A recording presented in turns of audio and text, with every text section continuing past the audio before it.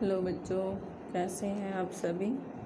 चलिए आज हम अपनी नई पुस्तक 11वीं कक्षा की जो पूरक पुस्तक है, जैसे आपने 10वीं में कृतिका पढ़ी उसी तरह वितान नामक ये पुस्तक है। वितान भाग 1। तो ये आपकी पूरक पाठ्य पुस्तक है बच्चों। इसमें 4 पाठ दिए गए हैं, मुख्य रूप से 3 पाठ। चौथा जो पाठ है हमारा वो भारतीय कलाओं से संबंधित है। तो बच्चों इसका पहला अध्याय भारतीय गायिकाओं में बेजोड़ लता मंगेशकर आज हम पढ़ते हैं, जिसके लेखक हैं बच्चों कुमार गंधर्व। तो लता मंगेशकर को आप सब जानते हैं बच्चों, आपने सुना है। वो आज के युग की यानी कि आज़ाद भारत की स्वतंत्र गायिका, यानी जिसका आज तक भी कोई मुकाबला नहीं कर पाया है। शुरुआत से लेकर अब तक वो श्रेष्ठ गायिका रही हैं। बेजोड़ का अर्थ ही होता है जिसके समान कोई दूसरा न हो।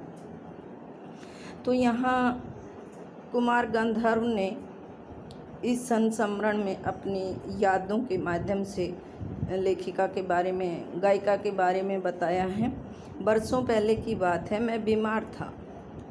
लेखक कहता है कि मैं बीमार था और एक दिन मैंने सहज ही रेडियो लगाया और अचानक एक अद्वितीय मतलब जिसको पहले न सुना देखा गया हो, स्वर मेरे कानों में सुनाई पड़ा। स्वर सुनते ही मैंने अनुभव किया कि यह स्वर कुछ विशेष है, यानी ये अन्य जो सुने गए स्वर हैं उनसे कुछ खास है, रोज़ का नहीं है, यानी जो मैं पहले सुनता वो नहीं है। यह स्वर सीधे मेरे कलेजे से जा भिड़ा, यानी कि मुझे एकदम पसंद आया। मैं तो हैरान हो गया, मुझे समझ में नहीं आ रहा था कि यह स्वर किसका है। मैं तन्मयता से यानी बड़ी लगन से सुनता ही रहा। गाना समाप्त होते ही गायिका का नाम घोषित किया गया, लता मंगेशकर। यानी जब नाम बताया गया कि गायिका कौन है तो लता मंगेशकर। नाम सुनते ही मैं चकित हो गया, हैरान हो गया। मन ही मन एक संगति पाने का अनुभव हुआ, यानी उनसे मिलूँगा, ये अनुभव मन में आया। सुप्रसिद्ध गायक दीनानाथ मंगेशकर की अजब गायकी एक दूसरा स्वरूप लिए उन्हीं की बेटी की कोमल आवाज़ में सुनने का अनुभव हुआ।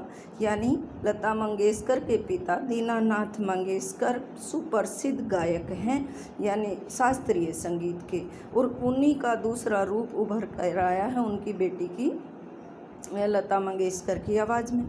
मुझे लगता है बरसात के भी पहले के किसी चित्रपट का कोई गाना था। चित्रपट होता है बच्चों सिनेमा आदि, यानी चित्र होता है तस्वीर, पट होता है पर्दा। तो फिल्म आदि का जो गाना था, बरसात फिल्म लता मंगेशकर की फिल्म थी।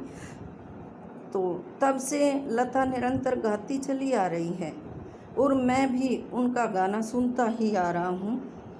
लता के पहले प्रसिद्ध गायिका नूरजहाँ का चित्रपट संगीत में अपना जमाना था।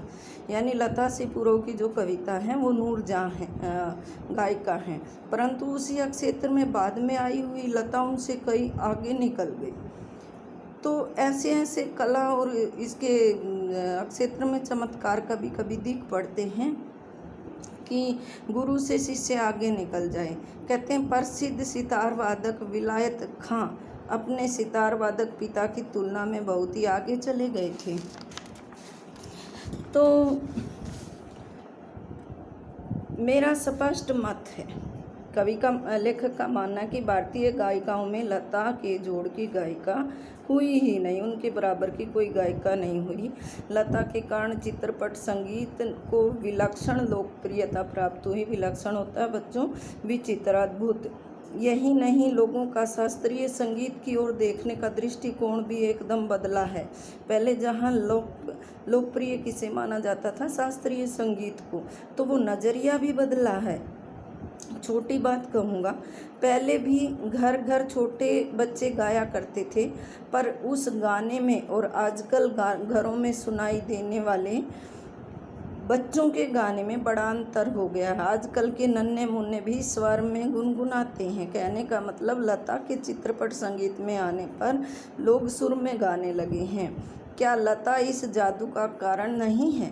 कोकिला का स्वर निरंतर कानों में पड़ने लगे तो कोई भी सुनने वाला उसका अनुकरण करने का प्रयत्न करेगा। अनुकरण होता है पीछे करना। तो कोकिला यानी कि बहुत मधुर स्वर। तो भारतीय गायिकाओं में जो लता मंगेशकर हैं उनको स्वर कोकिला की उपाधि मिली हुई है बच्चों। ये स्वाभाविक है।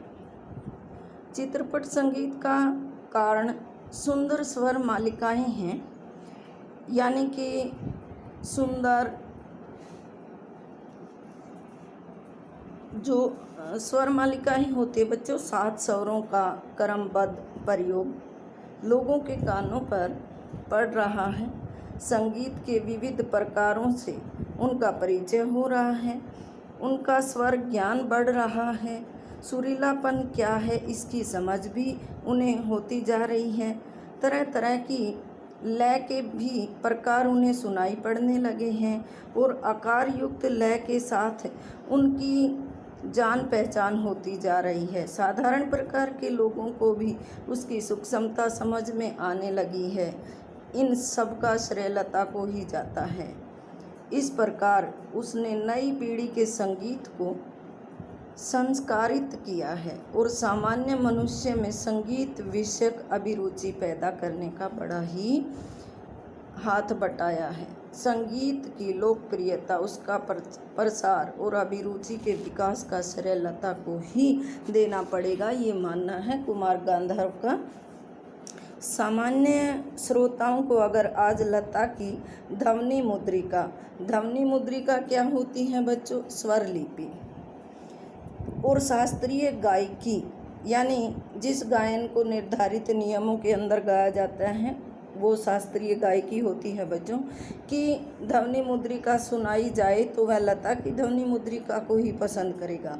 गाना कौन से राग में गाया गया और ताल कौन सा था, ये शास्त्रीय ब्यौरा इस आदमी को समझ नहीं आता, सहसा मालूम नहीं रहता, नहीं जानता वो, उसे इससे कोई मतलब भी नहीं है। राग मालकोस था और ताल तिरताल थी, 3 ताल थी, इन चीज़ों से कोई लेना देना नहीं। उसे तो चाहिए वह मिठास यानी रस, जो उसे मस्त कर दे, जिसका वह अनुभव कर सके। और वह स्वाभाविक ही है, क्योंकि जिस प्रकार मनुष्यता हो तो कोई मनुष्य है, वैसे ही गानपन होता है बच्चों। गाना सुनने वालों को अपनी ओर आकर्षित करने का गुण, तो वह संगीत है। और लता का कोई भी गाना ले लीजिए, 100% यह गानपन उनमें मौजूद मिलेगा। तो बच्चों, लता की लोकप्रियता का मुख्य मर्म उनका गानपन ही है। प्रश्न आता है बार बार कि लता के गाने की विशेषताएं बताइए, तो ये गानपन उनके गायन की सबसे बड़ी विशेषता है। लता के गाने की एक और विशेषता है उसके स्वरों की निर्मलता, यानी स्पष्ट सुनाई देंगे उसके स्वर कौन से होते हैं आपको पता है ना? सा रे ग म प ध नी, ये स्वर होते हैं। उसके पहले के पार्श्व गायिका नूरजहां, पार्श्व गायिका होती है साइड से गाने वाली, भी एक अच्छी गायिका थी, इसमें संदेह नहीं। तथापि उसके गाने में एक मादक उतान दिखता था। लता के स्वरों में कोमलता और यानी उसके गाने में नशीलापन झलकता था, लोगों को में मादकता उत्पन्न करने का, लेकिन इसके गाने में कोमलता और मुग्धता है। ऐसा दिखता है कि लता का जीवन की ओर देखने का जो दृष्टिकोण है वही उसके गायन की निर्मलता में झलक रहा है। हाँ, संगीत दिग्दर्शकों ने उसके स्वर में की इस निर्मलता का जितना उपयोग कर लेना चाहिए था उतना नहीं किया है। मैं स्वयं संगीत दिग्दर्शक होता तो लता को बहुत जटिल काम देता, ऐसा कहे बिना रहा नहीं जाता। यानी उतना अच्छा प्रयोग किया नहीं जितनी उसमें अक्षमता है। लता के गाने की एक और विशेषता है उनका नाद में उच्चार, यानी नाद में नाद बच्चों आपने संगीत पढ़ा होगा तो आप जानते होंगे वो आंदोलन ध्वनियाँ होती हैं जो लय उत्पन्न करती हैं। उसके गीत किन्हीं दो शब्दों का अंतर, यानी जब वो गीत गाती हैं दो शब्दों का अंतर स्वरों के आलाप द्वारा बड़ी सुंदर रीति से भरा रहता है और ऐसा प्रतीत होता है कि वे दोनों शब्द विलीन होते होते एक दूसरे में मिल जाते हैं। अब कहता है ये बात पैदा करना बड़ा कठिन है। गायन में इस तरह स्पष्ट स्वरों को दिखाना बहुत मुश्किल है, परंतु लता के साथ यह बात अत्यंत सहज और स्वाभाविक हो बैठी है। वो इस काम को सहजता से ही कर लेती हैं। ऐसा माना जाता है कि लता के गाने में करुण रस के विशेष प्रभाव वाली रीति से व्यक्त होता है, यानी कि करुण रस के गाने उन्होंने ज़्यादा गाए। पर मुझे खुद यह बात नहीं पड़ती। मेरा अपना मत है कि लता ने करुण रस के साथ उतना न्याय नहीं किया। बजाय इसके मुग्ध श्रृंगार की अभिव्यक्ति करने में वाले मध्य या द्रुत लय के गाने लता ने बड़ी उत्कटता से गाए हैं। मेरी दृष्टि में उसके गायन में एक और कमी है, यानी ये कमी है कि उन्होंने करुण रस को और अधिक अच्छे ढंग से प्रकट करने की उसमें अक्षमता है। तथापि यह कहना कठिन होगा कि उसमें लता का दोष है कितना और संगीत दिग्दर्शकों का कितना। लता का गाना सामान्यतः ऊंची पट्टी यानी ऊंची आवाज़ में द्रुत लय में रहता है। गाने में संगीत दिग्दर्शक उसे अत्यधिक ऊंची पट्टी में गवाते हैं, यानी व्यर्थ में ही उससे चिल्लाते हैं।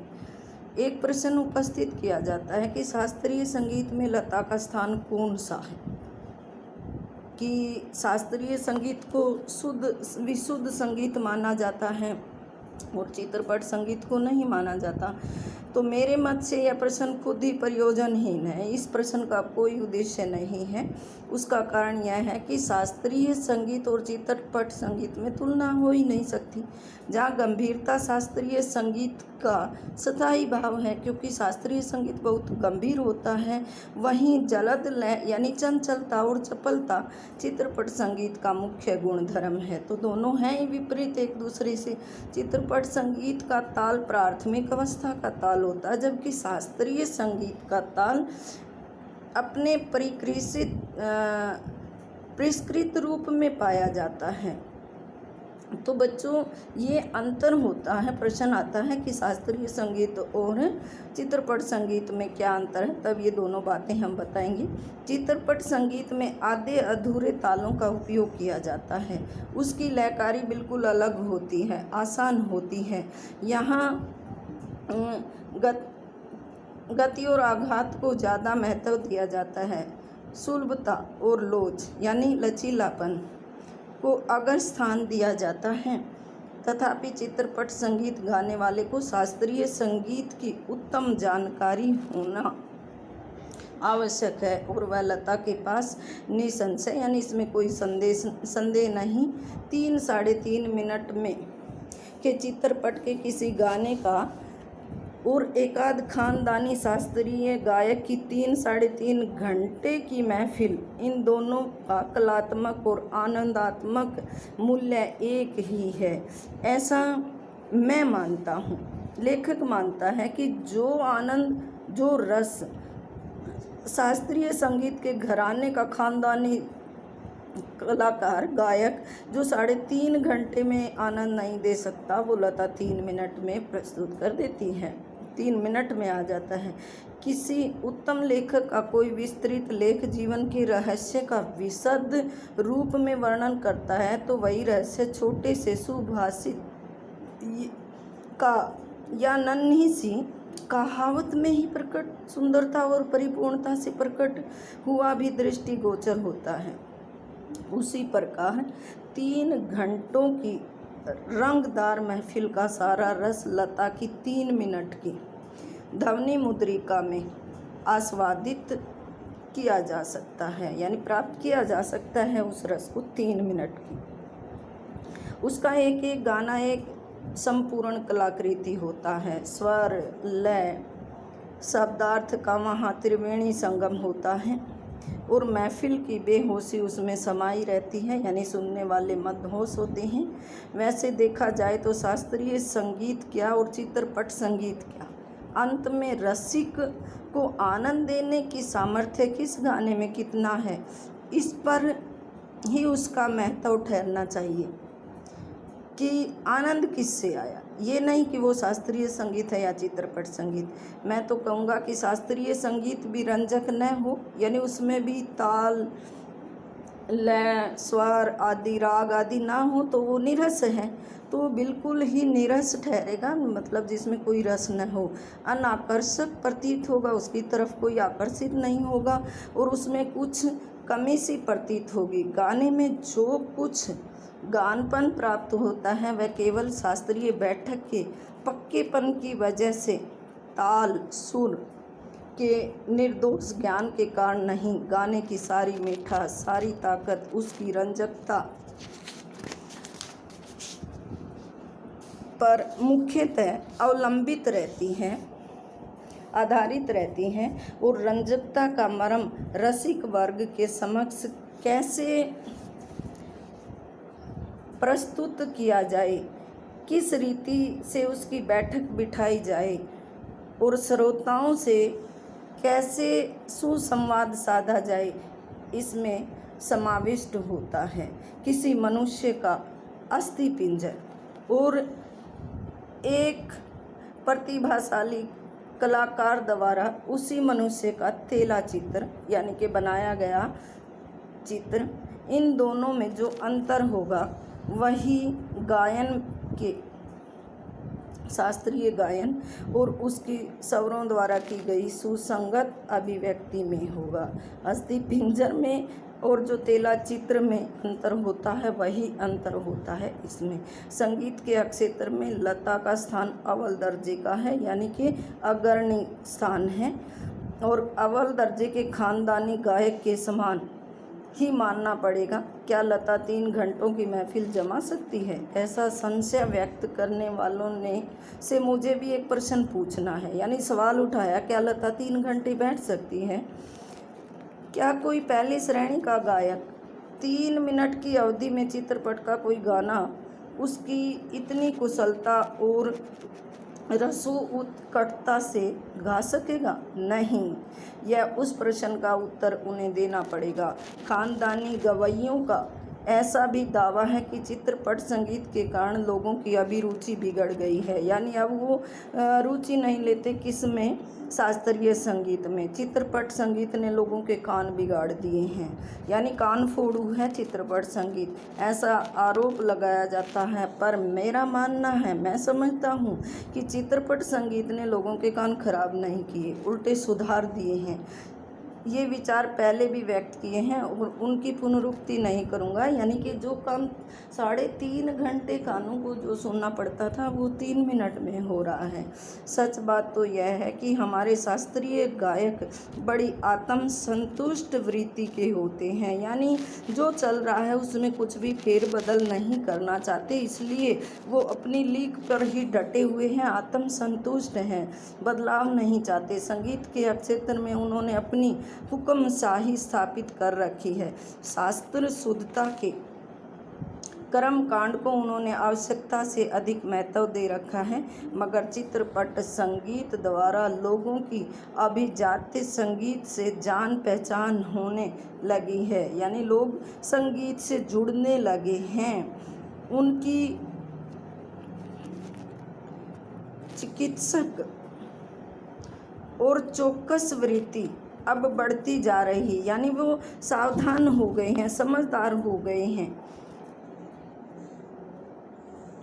केवल शास्त्र शुद्ध और निरस गाना उन्हें अच्छा नहीं लग रहा, नहीं चाहिए, उन्हें तो सुरीला और भावपूर्ण गाना चाहिए। और यह क्रांति चित्रपट संगीत ही लाया है। चित्रपट संगीत समाज की संगीत विषय अभिरुचि को प्रभावशाली मोड़ पर लाया है। चित्रपट संगीत की लचकदारी, उसका लचीलापन और उसका एक सामर्थ्य है। ऐसे मुझे लगता है उस संगीत की मान्यताएं, मर्यादाएं, झंझटें सब कुछ निराली हैं। चित्रपट संगीत का तंत्र ही अलग है, यानी ताना बाना ही शास्त्रीय संगीत से अलग है। यहाँ नवनिर्मित की बहुत गुंजाइश है, यानी रोज़ नया कुछ भी किया जा सकता है।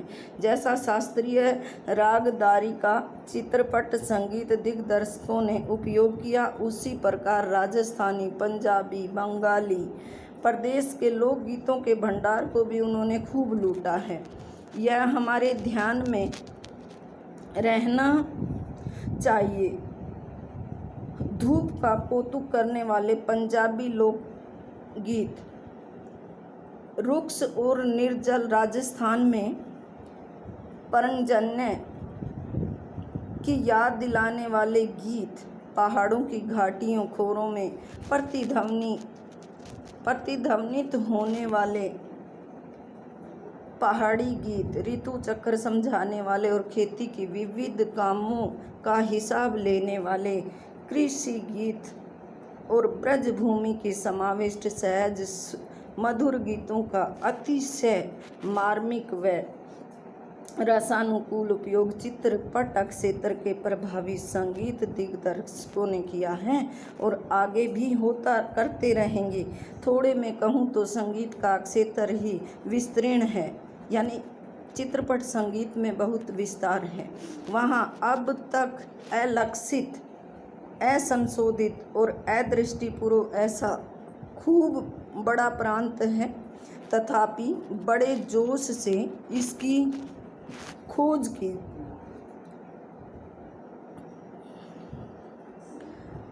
और उपयोग चित्रपट के लोग करते चले आ रहे हैं। फलस्वरूप चित्रपट संगीत दिनों दिन अधिकाधिक विकसित होता जा रहा है। ऐसे इस चित्रपट संगीत क्षेत्र की लता अनभिक्षित सम्राज्ञी है, यानी बेताज सम्राज्ञी हैं। और भी कई पार्श्व गायक गायिकाएं हैं, पर लता की लोकप्रियता इन सभी से कहीं अधिक है। उसकी लोकप्रियता के शिखर का स्थान अचल है, यानी स्थिर है, जिसे कोई डिगा नहीं सकता। बीते अनेक वर्षों से वह गाती आ रही है और फिर भी उसकी लोकप्रियता अबाधित है, यानी उसे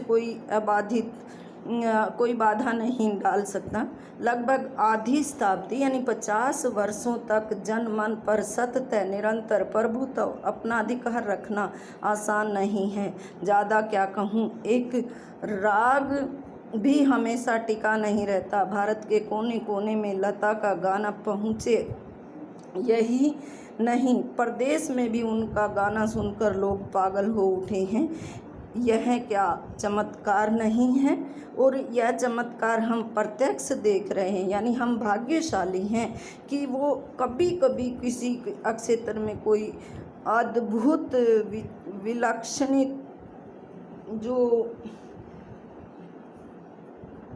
शख्सियत पैदा होती है वो हमारे सामने है। ऐसा कलाकार शताब्दियों में शायद एक ही पैदा होता है और ऐसा कलाकार आज हम सभी के बीच है। उसे अपनी आँखों के सामने घूमता फिरता देख पा रहे हैं।